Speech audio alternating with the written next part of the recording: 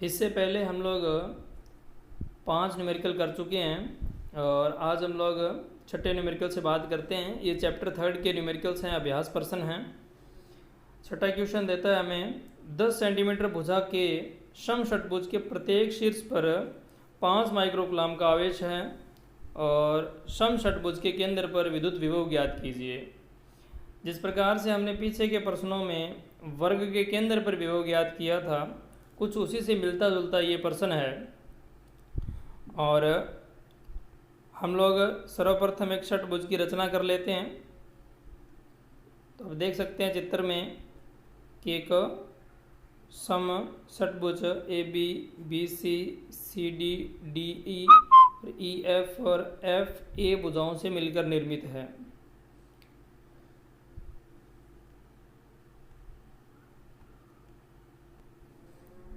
और समषटभुज के केंद्र पर हमें विभव ज्ञात करना है।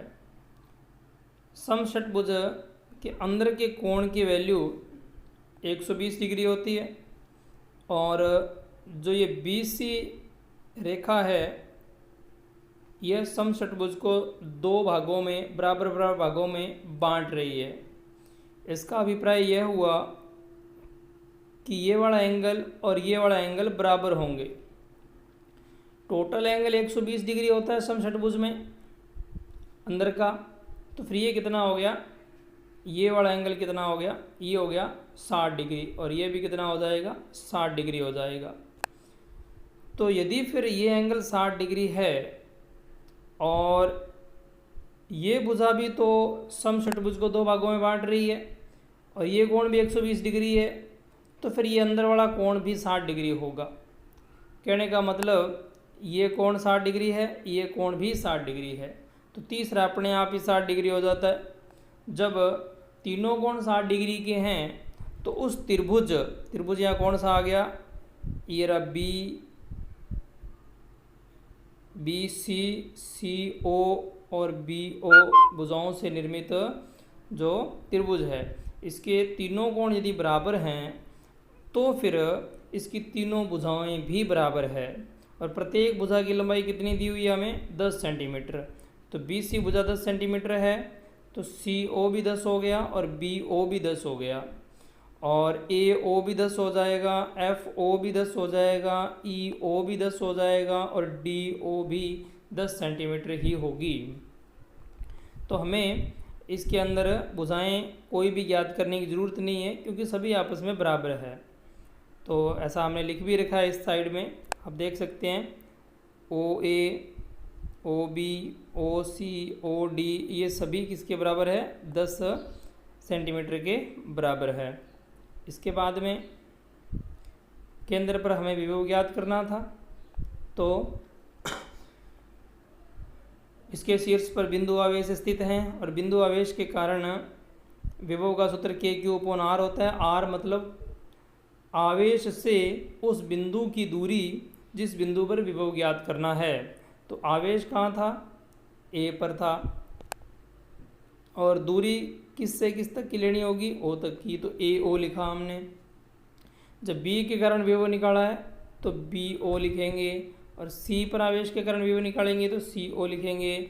जैसा कि आप इस समीकरण में देख रहे हैं कि हम लोग जो दूरियां हैं वो A के कारण विभव है तो OA ले रहे हैं, B के कारण विभव है तो OB ले रहे हैं। इस प्रकार से टोटल आवेश जो हैं वो 6 हैं।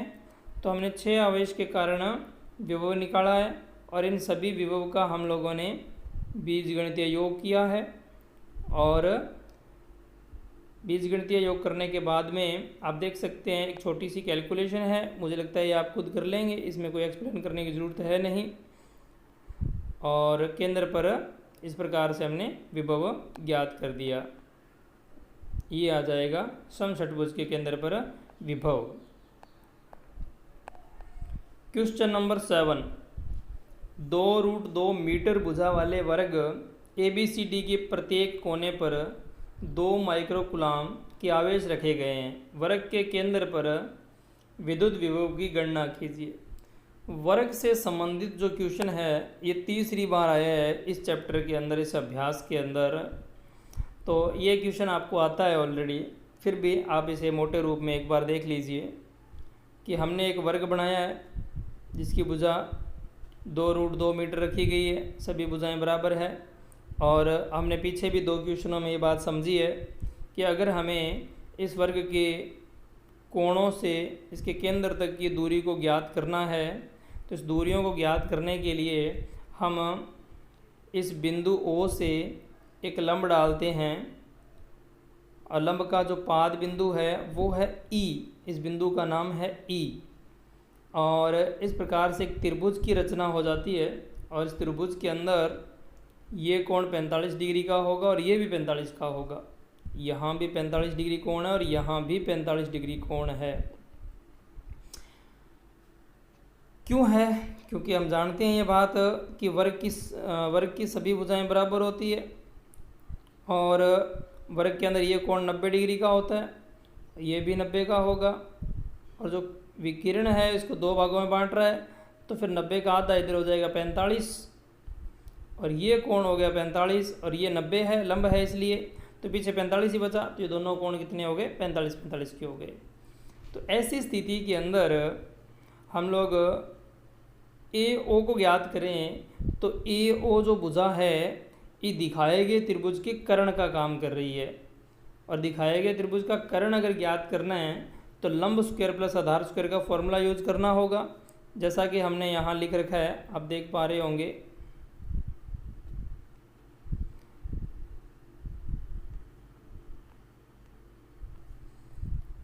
लेकिन इस सूत्र के अंदर हमें AE भुजा की ज़रूरत है और EO भुजा की ज़रूरत है। चित्र में देखते हैं ये कहाँ है।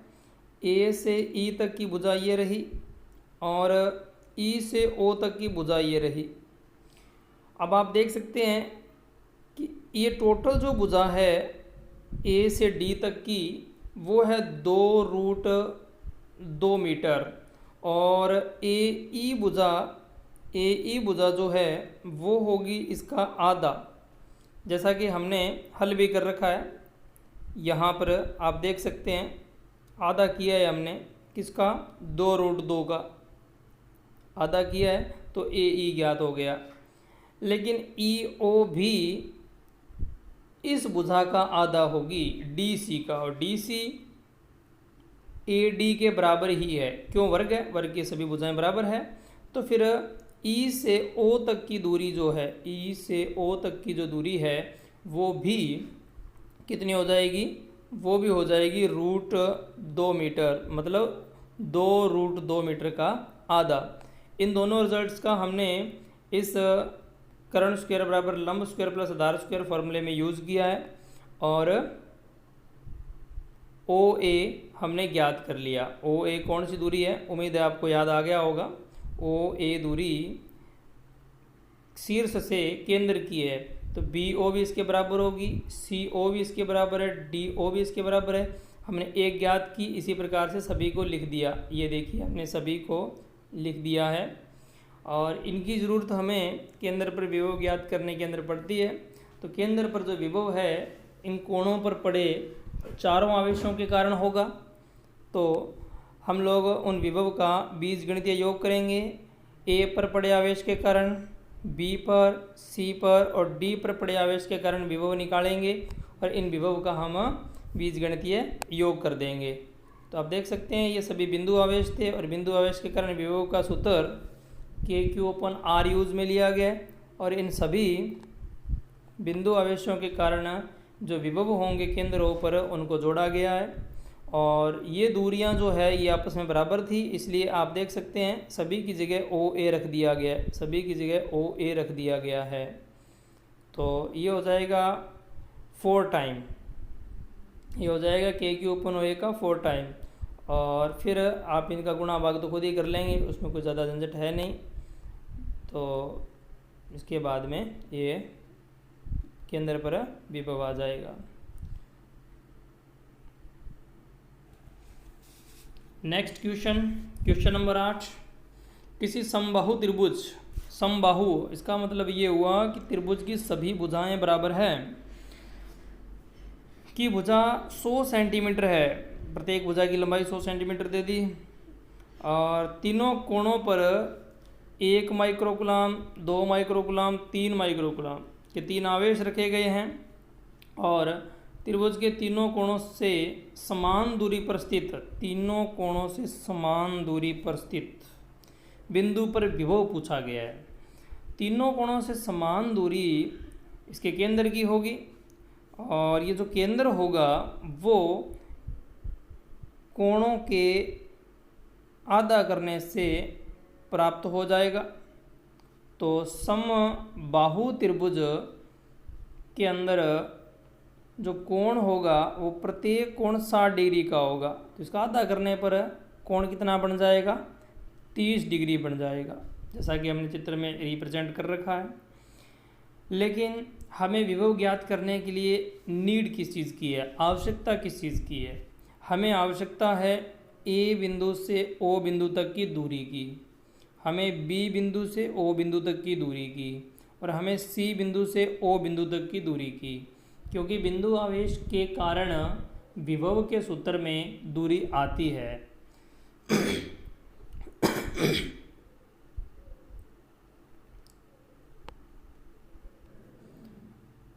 तो ये दूरी ज्ञात कैसे की जाए, इसके लिए हम मदद लेंगे एक छोटे से त्रिभुज, आप देख सकते हैं COD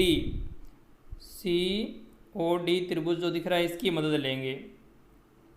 तो इस त्रिभुज के अंदर आप देखेंगे कि जो D से C तक की दूरी है वो इस त्रिभुज की भुजा का आधा है और त्रिभुज की भुजा कितनी है? 100 सेंटीमीटर। 100 का आधा 50, ये है 50 सेंटीमीटर की भुजा और ये कोण बीच का अपने को पता है 30 डिग्री का है। तो इन दोनों की मदद लेते हैं। कैसे लेंगे? क्योंकि कोस थीटा बराबर क्या होता है? कोस थीटा बराबर बन जाएगा हमारे पास CD बटा में OC।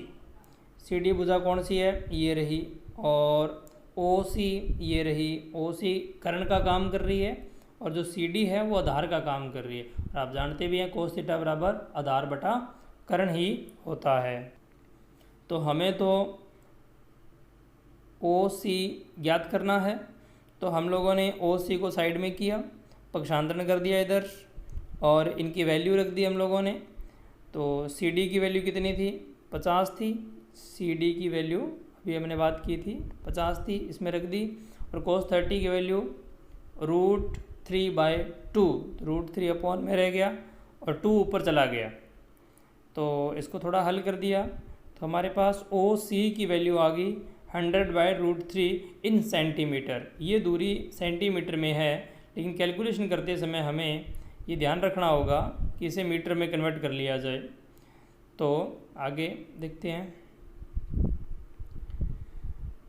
तो त्रिभुज कौन सा है? त्रिभुज है समबाहु, और समबाहु त्रिभुज है और हमें केंद्र से इन सभी शीर्ष से समान दूरी का बिंदु ढूंढना था, वो केंद्र था। तो अगर हम लोगों ने C से O तक की दूरी ज्ञात कर ली है तो A से O तक की भी तो वही होगी और B से O तक भी वही होगी। तो हम लोगों ने ये तीनों एक साथ लिख दिया। ये जो दूरियां हैं ABC से O की वो है 100/√3 इन सेंटीमीटर। तो अब आता है O बिंदु पर विभव ज्ञात करना है। तो 3 बिंदु आवेश है, 3 शीर्ष हैं, तो तीनों के कारण जो विभव होगा उनका हमें बीजगणितीय योग करना पड़ेगा। तो पहले के कारण विभव KQ1/OA और बिंदु B वाले आवेश के कारण विभव KQ2/OB और C वाले आवेश के कारण KQ3/OC। और ये तीनों दूरियां तो बराबर ही है, तो फिर इनका हमने यहाँ पर वैल्यू रख दिया बराबर के लिए। OA तो OB की जगह भी OA रख दिया, OC की जगह भी OA रख दिया। तो इनमें से कॉमन क्या आ गया?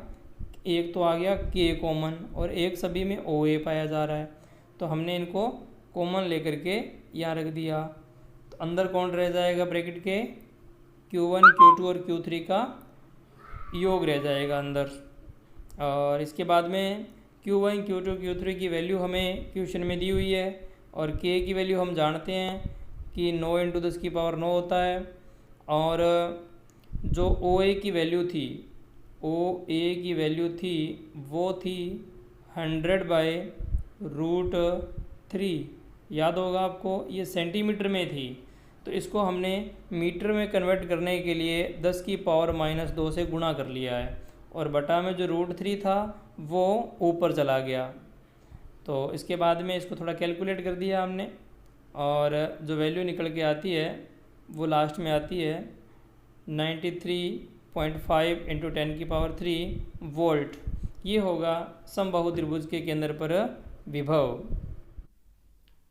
नेक्स्ट क्वेश्चन नंबर 9, एक विद्युत द्विध्रुव के आवेशों 1 माइक्रोकूलम और +1 माइक्रोकूलम के मध्य दूरी 4 × 10⁻14 मीटर दी हुई है।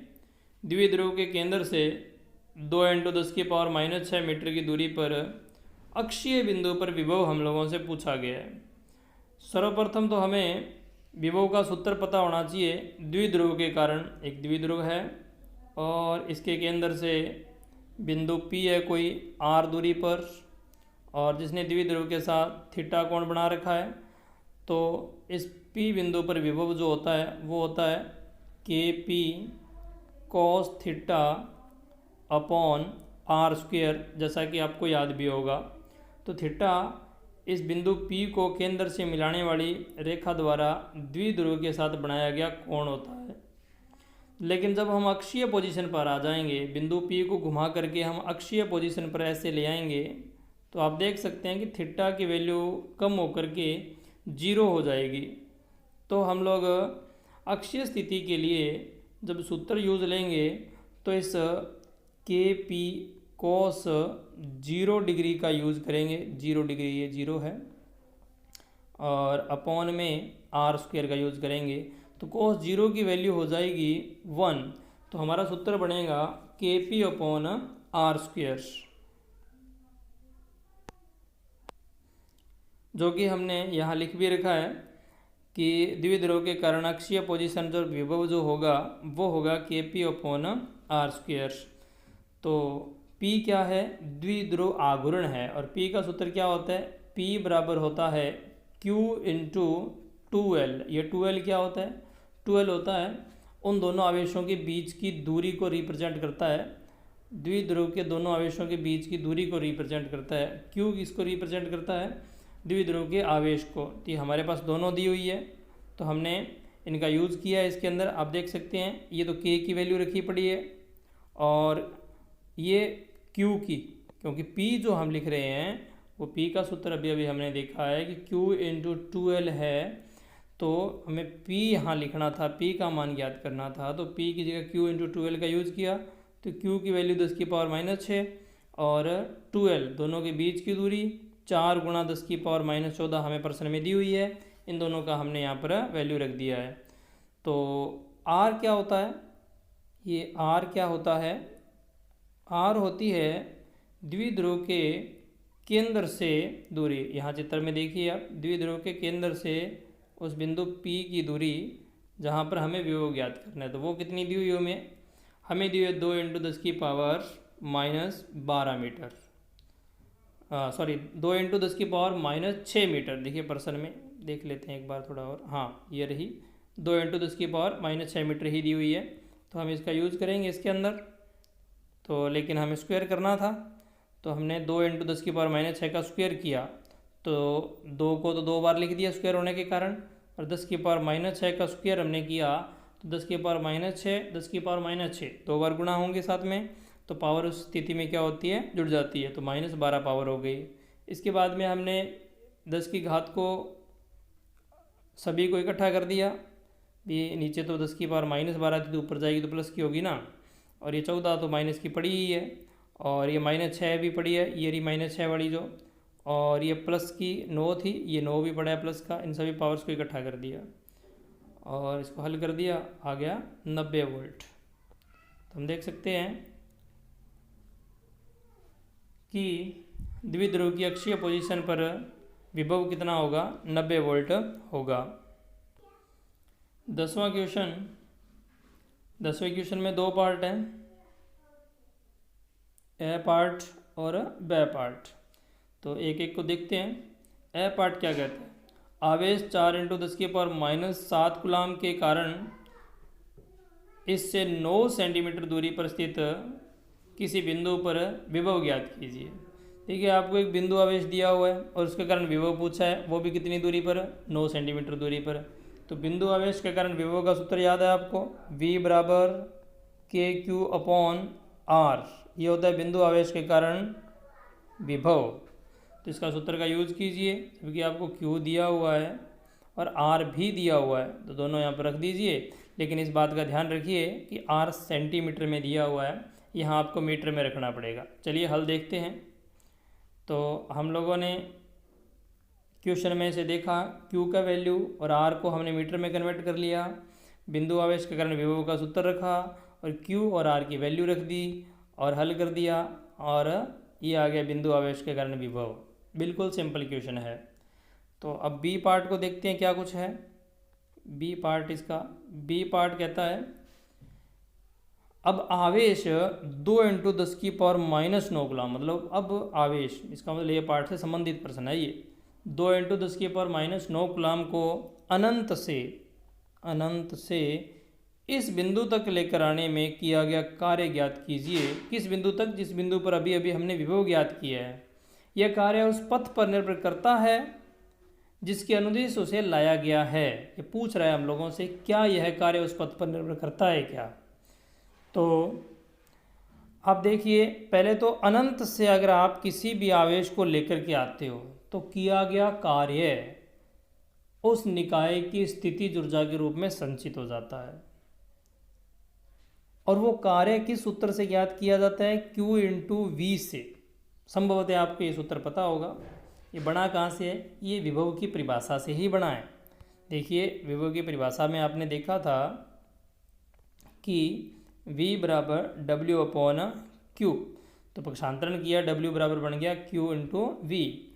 तो हमें अगर अनंत से किसी आवेश को विद्युत क्षेत्र के अंदर लेकर आना है और किया गया कार्य ज्ञात करना है, तो सिंपल तरीका है, उस बिंदु तक कौन सा आवेश लाया गया? Q, और उस बिंदु पर विभव कितना है?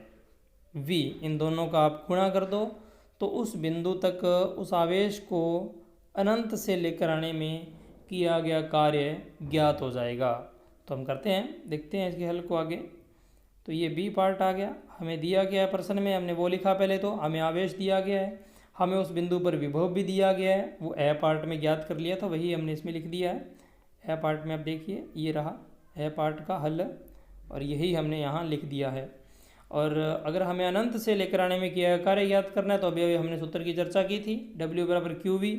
तो Q दिया हुआ है, V दिया हुआ है, गुणा किया और कार्य ज्ञात हो गया। क्वेश्चन समाप्त।